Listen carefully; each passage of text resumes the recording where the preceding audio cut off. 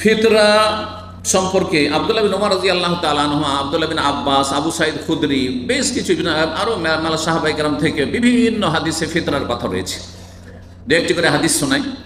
আব্দুল্লাহ বিন ওমর রাদিয়াল্লাহু তাআলা আনহুমা বর্ণনা করেছেন, ফারাদা রাসূলুল্লাহ যাকাতাল ফিতর, রাসূলুল্লাহ সাল্লাল্লাহু আলাইহি ওয়াসাল্লাম যাকাতুল ফিতর ফরজ করেছেন। যাকাতুল ফিতর কেন বলা হয়, এর নামকরণটা আগে বলেন। ফিতরাকে ফিতরা কেন বলা হয়, বা সাদাকাতুল ফিতর বা যাকাতুল ফিতর কেন বলা? ফিতর মানে রোজা কি করা, সমাপ্ত করা, ইফতার করা। এই যে ইফতার, এটা কি বলছেন? এখন কি করতে বসছেন? ইফতার। ইফতার মানে কি? ইফতার ওই যে ব্রেকফাস্ট, ফাস্টিং মানে হচ্ছে রোজা, হ্যাঁ, আর ব্রেক মানে ভাঙা। ওই যে সকালে নাস্তা করেছেন, ব্রেকফাস্ট বলছেন না নাস্তাকে, কি জন্য? যে বাসি পেটে ছিলেন সেটা। তো এখন সারাদিন না খেয়ে আছেন, প্রতিদিনের ইফতার সূর্য ডুবলে হয়। তাহলে ইফতার হচ্ছে দুই রকম, একটা হচ্ছে ইফতার হচ্ছে প্রতিদিনের, হ্যাঁ, ইফতার হচ্ছে সূর্য ডুবার সাথে সাথে আপনি কি করছেন, রোজা ভঙ্গ করছেন, মানে রোজা সমাপ্ত করছেন, শেষ করলেন আপনি। আর গোটা রমজানের ইফতার মানে রমজানের রোজার সমাপ্তি কখন হবে? যখন সওয়ালের চাঁদের খবর পেয়ে যাবেন। 29 তারিখ, 29 রমজান গিয়ে বা 30 রমজান গিয়ে চাঁদ উঠে গেল, চাঁদ ওঠার খবর 29 রমজান অথবা 30 রমজান পুরা হয়ে গেছে, চাঁদ ওঠার খবর আর কোনো প্রয়োজন নেই, 30-এর বেশি আরবি মাস হয় না। সুতরাং আপনার গোটা মাসের রোজা ইফতার হয়ে গেল। এবার বুঝছেন না? তো এই যে ফিতরাকে ফিতরা এই জন্য বলা হয় যে রমজানের পুরো 29 বা 30 রোজা সমাপ্ত করার সাথে সেটা ফরজ, তার সাথে সেটা সম্পর্কিত। রোজা রমজান শেষ আর শাওয়াল মাসের চাঁদ দেখার খবর হইল, আর আপনি বেঁচে আছেন অথবা আপনি ভূমিষ্ঠ হয়ে গেছেন, তাহলে আপনার ছেলে ভূমিষ্ঠ হয়েছে, মেয়ে ভূমিষ্ঠ হয়ে গেছে, তাহলে ফিতরা ফরজ হয়ে গেছে। চাঁদ ওঠার পরেও আপনি বেঁচে আছেন বা চাঁদ ওঠার আগেখানে, সূর্য ডুবার আগেখানে জন্ম হয়ে গেছে, তাহলে ফরজ হয়ে গেছে। কিন্তু বুঝছেন না? কিন্তু মাগরিব, শেষ রমজানের মাগরিবের আগেখানেই 2 মিনিট আগে, 3 মিনিট আগে, সূর্য ডুবার 5 মিনিট আগে কেউ মারা গেল, তাহলে তার ফিতরা ফরজ নয়, কারণ সে রোজা সমাপ্তির সময় পায়নি, সুতরাং তারও ফিতরা ফরজ হয়নি। তো ফিতরা ফরজের ঠিক সময়টা কোন সময়টা? গোটা রমজান শেষে যখন সওয়ালের চাঁদ উঠবে, অর্থাৎ সূর্য ডুববে। তো রাসূলুল্লাহ সাল্লাল্লাহু আলাইহি ওয়াসাল্লাম ফরজ করেছেন ফিতরা কিসের? মিন রমজান, রমজানে, তার রমজানের ফিতরা। কতটা? সা আমিন তামরিন, 1 সা খেজুর হইলেও, আও সা মিন শাইরিন, জব হলেও, জব হইলেও 1 সা দিতে হবে। আলাল আবদে, দাস হলেও দিতে হবে। ওয়াল হুররে, স্বাধীনকে দিতে হবে। ওয়াল যাকারে, পুরুষকেও দিতে হবে। ওয়াল উনসা, নারীকেও দিতে হবে। সাগিরে, ছোটকেও বড়কেও। মিনাল মুসলিমিন, মুসলিম, ব্যাস, অমুসলিম নয়। তাহলে কেউ যদি কালমা পড়ে মুসলিম না হয় আর সে রোজা রাখে, অনেক হিন্দুরা কিন্তু এমনি দেখা দেখি রোজা রাখে, বন্ধু বান্ধব আছে একই রুমে থাকে, রোজা রাখে। আমার এখানে একটা ছেলে ওইরকম আসতো বাংলাদেশের, দীর্ঘদিন আসতো, রোজা রাখতো। ওকে বললাম যে তুমি রোজা রাখছো, আমার ইসলাম ইসলামের জুমার দিনে বক্তব্য শুনতে আসতো। আর মুসলিম বন্ধুদেরকে বলতো যে তুমি শেখের আলোচনা শুনতে যাও।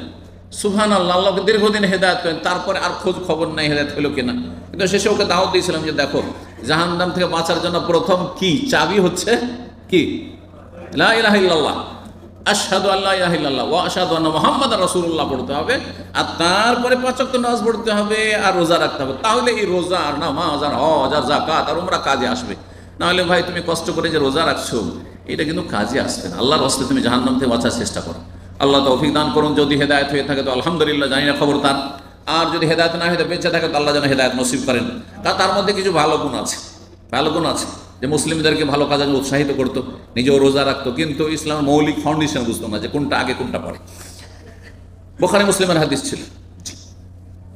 আচ্ছা, পেটে যদি বাচ্চা থাকে, হ্যাঁ, মায়ের পেটে যে বাচ্চা রয়েছে তার কি ফিতরা লাগবে? এটা মাসলা জানা। নবী সাল্লাল্লাহু আলাইহি ওয়াসাল্লাম থেকে কোনো প্রমাণ নেই, আবু বকর ওমর থেকে কোনো প্রমাণ নাই। তৃতীয় খলিফা উসমান রাদিয়াল্লাহু তাআলা আনহু, তার পরিবারে যদি গর্ভবতী মহিলা হইতো, পেটে বাচ্চা রয়েছে, তাহলে তিনি কি করতেন? ফিতরা দিয়ে দিতেন। সুতরাং এটি রাসূলুল্লাহ সাল্লাল্লাহু আলাইহি ওয়াসাল্লাম সুন্নত নয়, কিন্তু খলিফার সুন্নত, খলিফায়ে রাশেদের সুন্নত। আর 4 খলিফার সুন্নতকে আমাদেরকে আঁকড়ে ধরতে বলা হচ্ছে, যদিও সেটা ফরজ নাই। কারণ ফরজ হলে নবী সাল্লাল্লাহু আলাইহি ওয়াসাল্লাম অবশ্যই শিখাইতেন, অবশ্যই শিখাইতেন। তো এটি নফল। কেউ যদি দেয় যে আমার স্ত্রী গর্ভবতী আছে, অথবা আমার বোন, আমার মেয়ে গর্ভবতী আছে, আমি এই বাচ্চার যে পেটে বাচ্চা আছে এর ফিতরা দিয়ে দেবো, তাহলে সেটি মুস্তাহাব। জি। তারপরে সর্বনিম্ন আর্থিক কতটা সচ্ছলতা থাকতে হবে, তাহলে ফিতরা ফরজ হবে। এটা একটি গুরুত্বপূর্ণ মাসলা। এক শ্রেণীর লোকের আমাদের দেশে যেই মাসলাক ফলো করে তাতে তারা ফতোয়া দেয় যে জাকাত ফরজ না থাকলে ফিতরা ফরজ নাই। ফতোয়াটি একেবারে ভুল। জাকাত ফরজ হওয়ার জন্য গত কয়েকদিন আগে জাকাতের নেশা বলেছি, চাঁদিতে কত টাকা, রিয়াল কত বলেছি, কে বলতে পারেন? মনে আছে? 2231 বলেছে, 2231 বলেছে না? 2231 টাকা রিয়াল হলে তার মানে মোটামুটি 73-74 হাজার বাংলাদেশি টাকা হলে কি ফরজ হবে?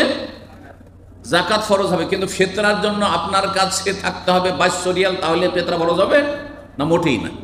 এই জন্য অধিকাংশ আইম্মাই কেরাম, ওলামাই কেরামদের মত হচ্ছে সারা বিশ্বে যে ফিতরা কার উপরে ফরজ? সর্বনিম্ন এতটা আর্থিক সচ্ছলতা থাকতে হবে যে ঈদের দিনের খাবার আছে, নিজের এবং নিজের স্ত্রী, ছেলেমেয়ের, পরিবারের সদস্যদের খাবার রেখে ফিতরা দেওয়ার সমান যদি তার থাকে তাহলে ফিতরা ফরজ, নাহলে ফিতরা ফরজ না।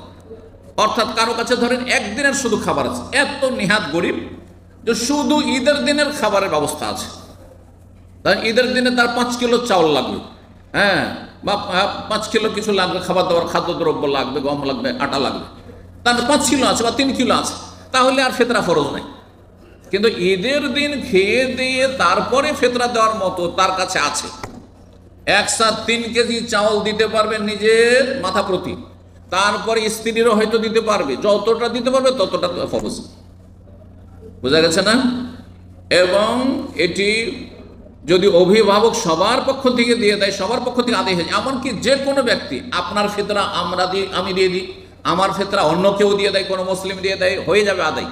কিন্তু আসল ফরজ কার উপর? মাথা প্রতি। এটি মাথা প্রতি ফরজ আপনার উপর ফরজ রয়েছে, আপনার স্ত্রীর ফরজ রয়েছে। আপনার স্ত্রীর পক্ষ থেকে যেহেতু আপনার স্ত্রীর ভরণ পোষণ আপনার ফরজ, সেই জন্য আপনি আদায় করেছেন, সেটা ভিন্ন বিষয়। এইরকম ছেলেরা বড় হয়ে গেছে, স্বাবলম্বী হয়ে গেছে, একই অন্য হয়তো খাওয়া দাওয়া করছে, আমাদের দেশে যেমন থাকে জয়েন্ট ফ্যামিলিতে, কিন্তু সে ইনকাম করছে, তাহলে তার উপরে ফরজ, তার বাবার ফরজ নাই। কিন্তু বাবা যদি বড় সাবালক ছেলে মেয়ে যারা ইনকাম করছে তাদের ইনকাম তারপরও দিয়ে দিচ্ছে, যে সবার পক্ষ দিয়ে দিলাম, কোনো অসুবিধা নেই। এমন হচ্ছে আজকাল যেহেতু ছেলে মেয়েরা বিদেশে থাকে, বিভিন্ন দেশে থাকছে, ছেলেদেরকে বলে দিলে 5 দেশে 5টা ছেলে আছে, তোমাদের পক্ষ থেকে আমি দেশে সবার পক্ষ থেকে ফিতরা দিয়ে তোমাদের দিতে হবে না, যথেষ্ট, ফিতরা আদায় হইলি। তো ফিতরা দেওয়ার কথাটি বলছিলাম যে ফিতরা সর্বনিম্ন দেওয়ার জন্য ঈদের দিনের খাবার রেখে যাতে সেই দিন না খেয়ে না থাকে গরিব মানুষরা, তারপরে থাকলে ফিতরা দেবে। ফিতরা দেওয়ার রহস্য কি, হেকমত, তত্ত্ব, কেন ফিতরা দিতে হবে, বেশ কিছু কারণ আইম্মাই কেরামগণ ওলামারা উল্লেখ করেছে। তার মধ্যে একটি সবচেয়ে বড় কথা, আমরা যে কোনো আমল করি সবচেয়ে বড় রহস্য হচ্ছে যে আমরা রাসূলুল্লাহ সাল্লাল্লাহু আলাইহি ওয়াসাল্লামের অনুসরণ করলাম। কার অনুসরণ করলাম? নবীর অনুসরণ করলাম। কারণ আমাদেরকে আল্লাহ হুকুমই করেছেন যে তোমাদের লাইফটা কেমন চলবে, নবী সাল্লাল্লাহু আলাইহি ওয়াসাল্লামের গাইডেন্স মোতাবেক, দিক নির্দেশনা মোতাবেক, নবীর সুন্নাত পালন, তরিকা পালন করেন। নবী ফিতরা দিয়েছেন সাল্লাল্লাহু আলাইহি ওয়াসাল্লাম, আমি ফিতরা দিলাম, সাহাবারা ফিতরা দিয়েছেন নবী সাল্লাল্লাহু আলাইহি ওয়াসাল্লামের হুকুমে, আমিও নবীর হুকুমে সামি'না ওয়া আতা'না, হে আল্লাহ তোমার নবীর কথা শুনলাম মানলাম, সুতরাং আমি ফিতরা দিচ্ছি। সুন্নত, নবীর আদর্শ পালন করলাম, 1 নম্বর কথা। 2 নম্বর রহস্য হচ্ছে যে ঈদের দিনগুলিতে অভাবীদের কি করলাম, ওপর এহসান করলাম, অনুগ্রহ করলাম, উপকার করলাম, তাদের পাশে দাঁড়াইলাম। অনেকে আছে দিন আনে দিন খায়, যদি সকালবেলা রিক্সা ভ্যান নিয়ে না বেরোয় তাহলে ছেলে মেয়ে অনাহারি থাকবে। সকালবেলা যদি দিন মজুর করতে মাঠে ঘাটে না যায়, পরের ঘরে কাজ করতে, তাহলে ছেলে মেয়ে অনাহারে থাকবে। সকালে যায়, সন্ধ্যাবেলা টাকা পয়সা নিয়ে মজদুরি করে তারপর হাট থেকে চাল ডাল কিনে নিয়ে আসছে ছেলে মেয়ের জন্য। এরকম দেখেছি আমরা, যদিও আলহামদুলিল্লাহ এখন অনেক অবস্থা ভালো হয়েছে, তারপরেও পৃথিবীতে আপ ডাউন লেগে আছে। কোনো জায়গা হয়তো একটু ভালো হয়েছে, কিন্তু অন্য জায়গায় আরও খারাপ অবস্থা হয়েছে।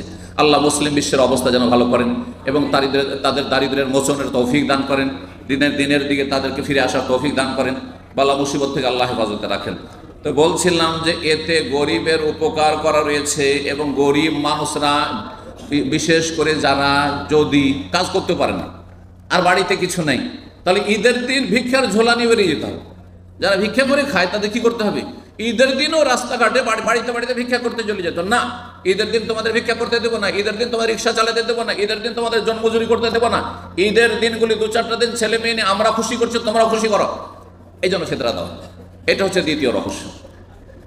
তৃতীয় রহস্য হচ্ছে যে ফেতরা দিলে রোজাদারের রোজায় যে সব ঘাটতি ত্রুটি হয়েছে সে ঘাটতি পূরণ হয়।